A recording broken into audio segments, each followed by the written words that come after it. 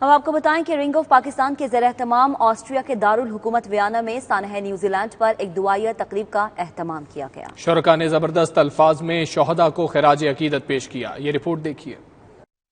سانحہ Christ church پر دنیا بھر میں تقاریب کا سلسلہ جاری ہے۔ اسی حوالے سے آسٹریا کے دارالحکومت ویانا میں دعائیہ تقریب ہوئی، جس میں رنگ آف پاکستان کے چیئرمین سید عاصم علی شاہ، ڈائریکٹر سید Imran Ali Shah, press club Austria کے صدر محمد اکرم باجوہ خصوصی طور پر شریک ہوئے۔ ان کے علاوہ آسٹرین ریسلنگ کے چیمپئن بیمپکل نے بھی تقریب میں شرکت کی۔ تقریب کا باقاعدہ آغاز تلاوت قرآن پاک اور نعت رسول مقبول صلی اللہ علیہ وآلہ وسلم سے ہوا، جس کے بعد نیوزی لینڈ مساجد کے شہداء کے لیے فاتح خوانی اور بلند درجات کے لیے دعا اور 1 منٹ کے لیے خاموشی اختیار کی گئی۔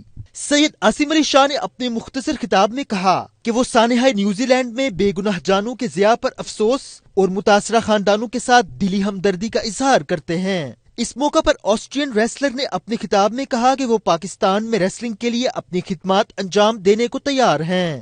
آسٹرین ریسلر نے اپنے دورہ پاکستان کے حوالے سے پاکستانیوں کی مہمان نوازی کا بھی ذکر کیا۔ انہوں نے کہا کہ جس طرح انہیں وہاں کے عوام سے پیار ملا وہ اسے کبھی نہیں بھلا سکتے۔